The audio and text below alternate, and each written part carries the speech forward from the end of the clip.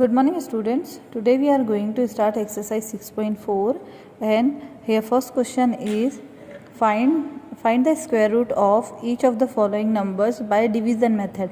मतलब हमें square root find करने हैं डिवीज़न मेथड से. हमने पहले जो फाइंड किए थे स्क्वायर रूट वो फाइंड किए थे प्राइम फैक्टराइजेशन मेथड से, मतलब जो हम एलसीएम निकालते हैं उस टाइप से किए थे. बट ये वाला जो है डिवीज़न मेथड है, ये हमारा न्यू है तो थोड़ा सा हमें ध्यान से देखना होगा. फर्स्ट नंबर है 2304. तो हमने सबसे पहले लिखा 2304. अब इसमें हमें क्या करना पड़ता है, राइट हैंड साइड से पेयर बनाने होते हैं और पेयर बनाते हैं हम दो दो के.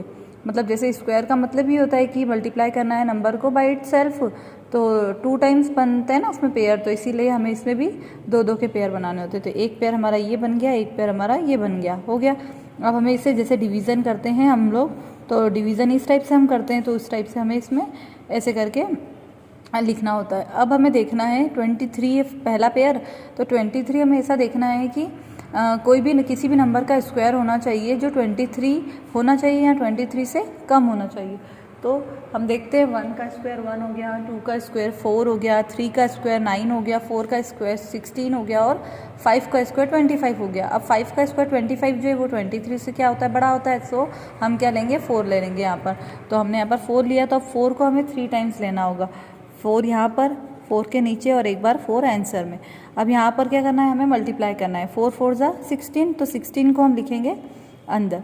तो ये हो गया हमारा 4 4 जा 16 लिख दिया हमने. अब हमें यहाँ पे माइनस करना है, तो 23 माइनस 16 दैट इज 7 हो गया. अब ये जो पेयर है 0 और 4 का, तो वो हमें पूरा पेयर के साथ में ही 0 4 को नीचे लिखना है. तो ये हमारा हो गया 704.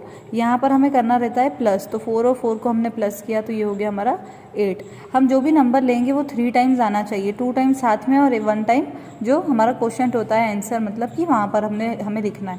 तो इस टाइप से ये हो गया. अब हमारे पास 8 है.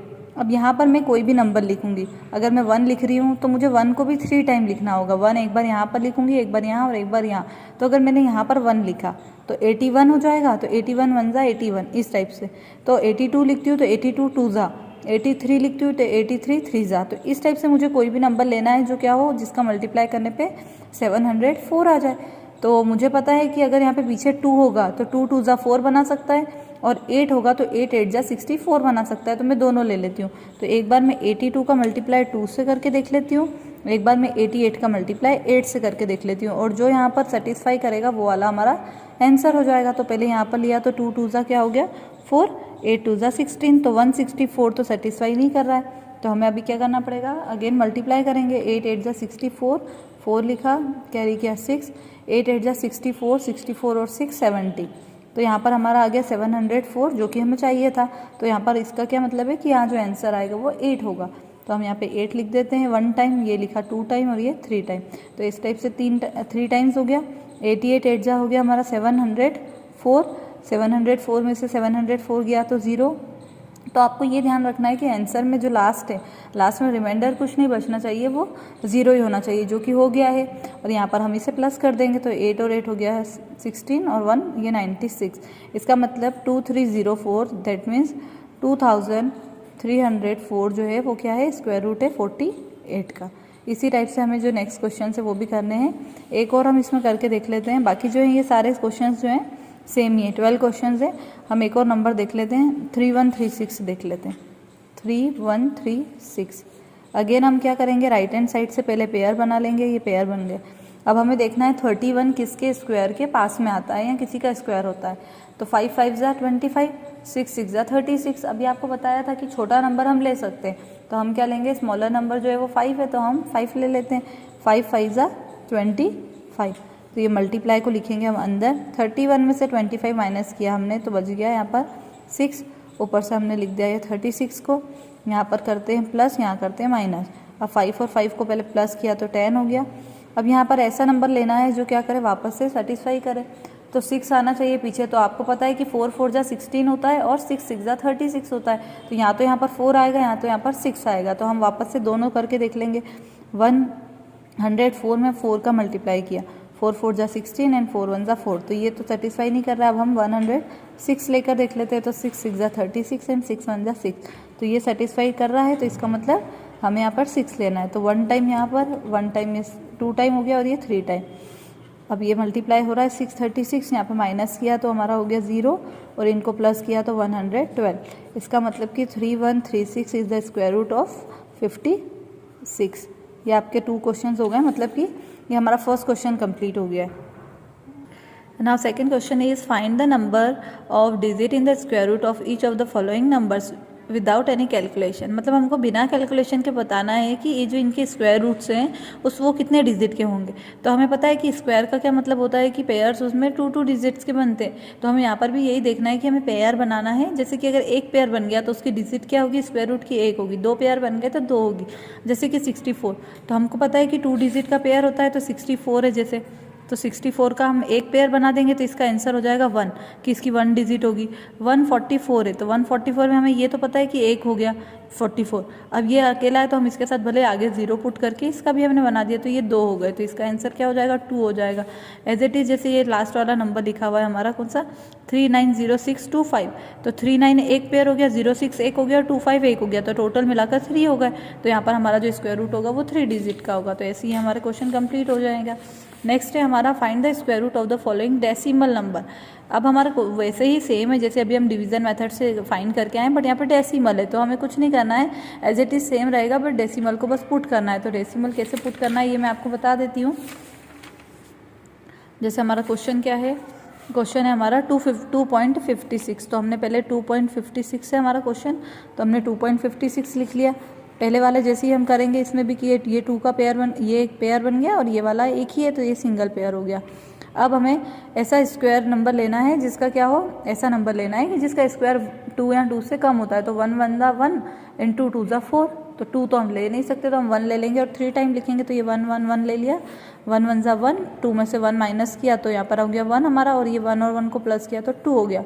अब ये ऊपर से हमने लिख दिया 56, ठीक है। अब 56 अभी हम ये इस पॉइंट को हम इग्नोर कर रहे हैं, या तो हम चाहें तो जैसे ही ये पेयर कंप्लीट हुआ तो इसके बाद ही इस पेयर के बाद में क्या हो रहा है, ये पॉइंट है तो ये पॉइंट एज इट इज़ क्या हो जाएगा, ये ऊपर चले जाएगा।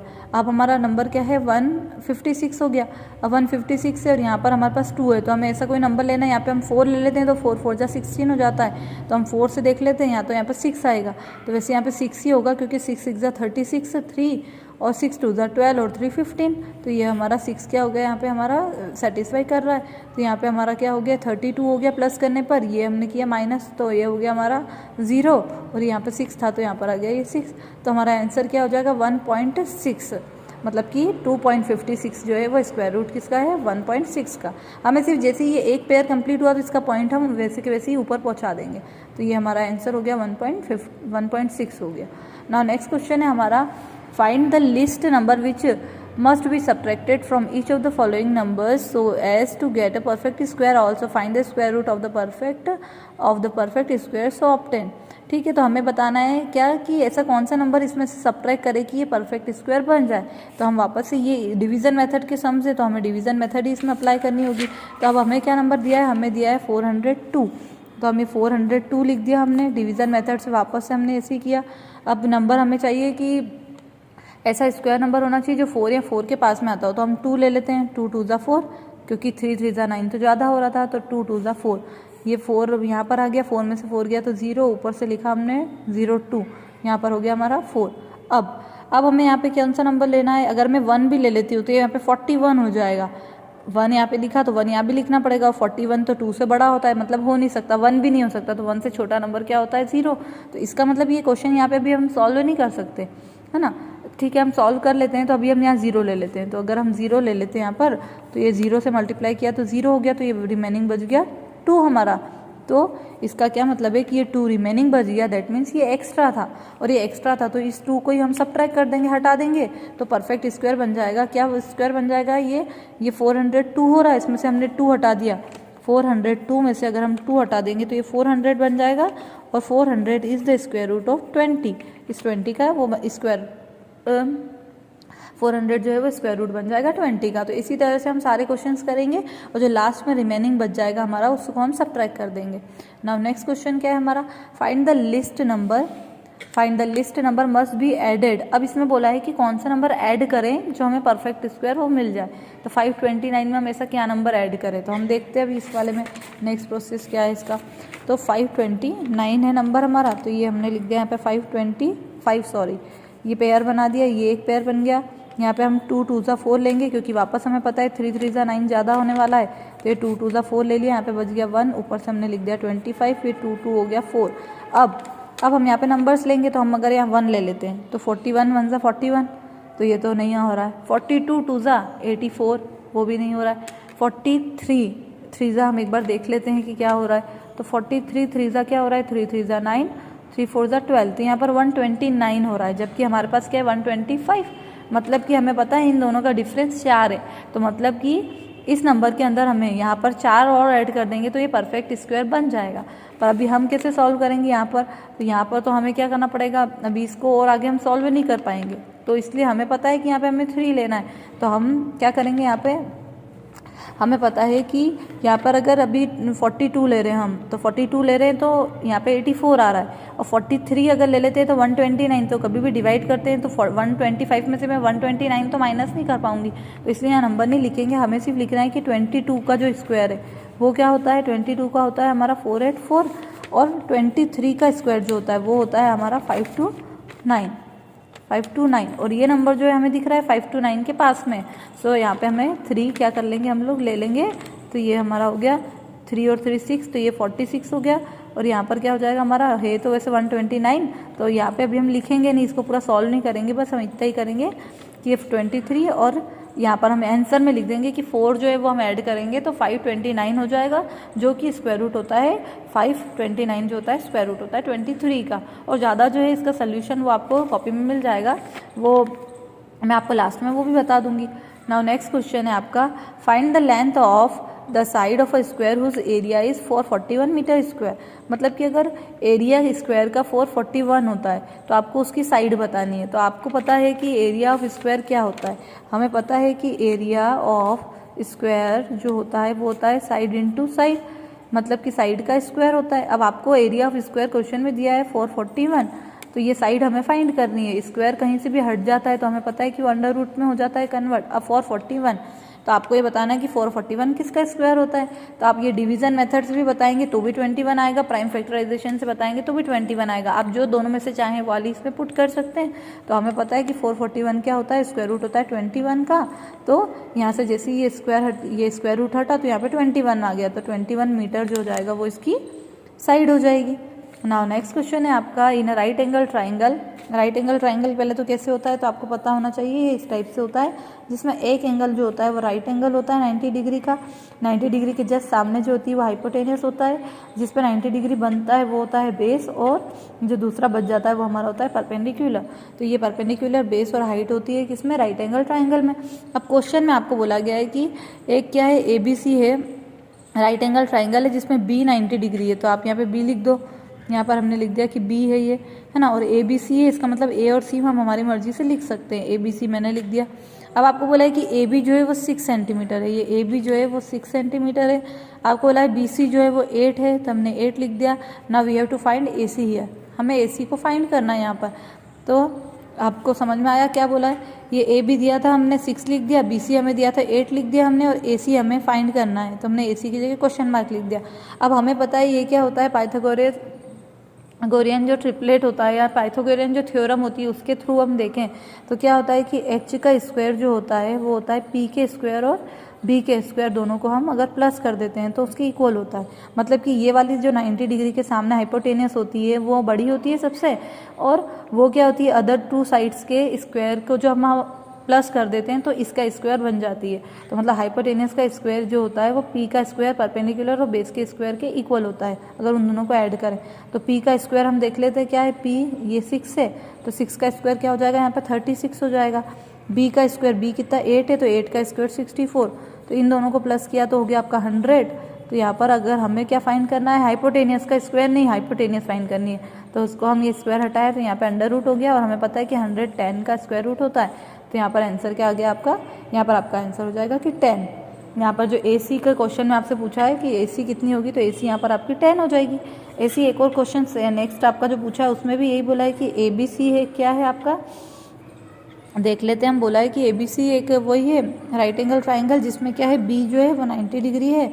अब यहाँ पे बोला है आपको कि AC जो है वो आपका 13 है, तो ये AC 13 लिख दिया आपने, BC दिया है 5 और AB आपको फाइंड करना है। तो वापस से हमें पता है कि क्या होता है, H का स्क्वायर जो होता है P के स्क्वायर और B के स्क्वायर को ऐड करने पर आ जाता है। तो H का स्क्वायर ये 13 का स्क्वायर होता है 169, P का स्क्वायर P का हमें फाइंड करना है, B का स्क्वायर हमारा 5 है तो 5 का स्क्वायर 25, 169 में से हम ये प्लस है तो इधर आके माइनस हो जाएगा।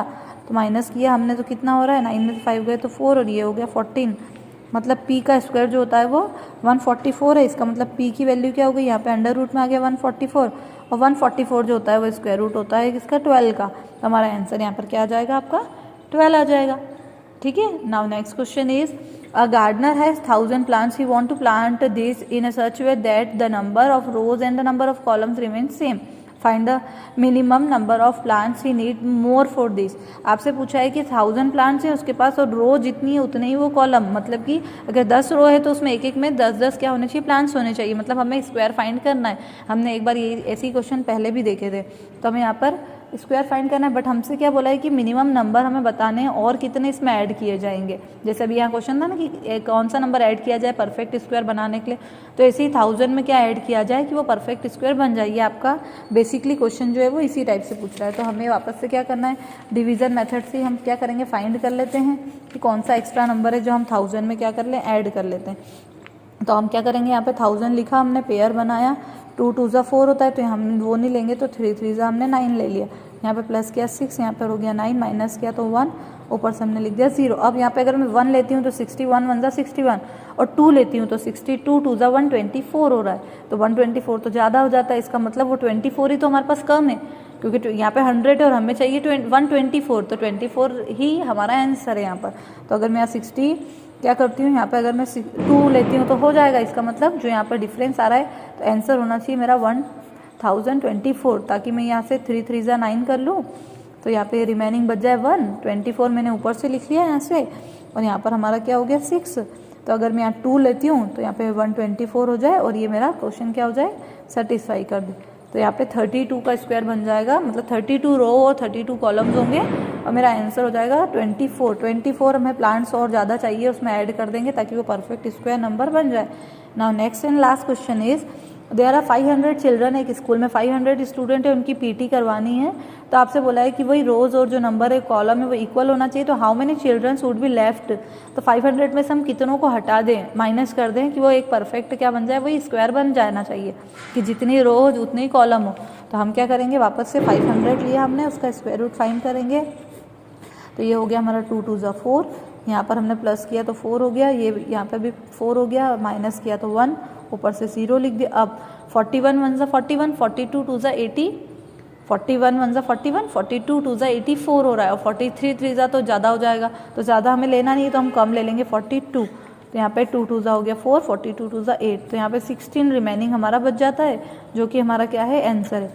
कि हम 16 माइनस कर देंगे 500 में से, 500 में से 16 हम माइनस कर दिया, मतलब लेफ्ट कर दिया 16 स्टूडेंट्स को, तो वो क्या हो गया, एक परफेक्ट स्क्वायर नंबर बन जाएगा। मतलब कि रो और कॉलम क्या होनी चाहिए, 16 होनी चाहिए, सॉरी 22 होनी चाहिए। 22 हमारा आंसर है और 16 हमें माइनस करना है। तो स्टूडेंट्स आपका यहाँ पर 6 चैप्टर जो स्क्वायर रूट का वो कंप्लीट हो गया है। आपको PDF मिल जाएगी, आप उसमें से नीट एंड क्लीन तरीके से अपनी फेयर कॉपीज़ में उससे नोट डाउन कर लें। Thank you.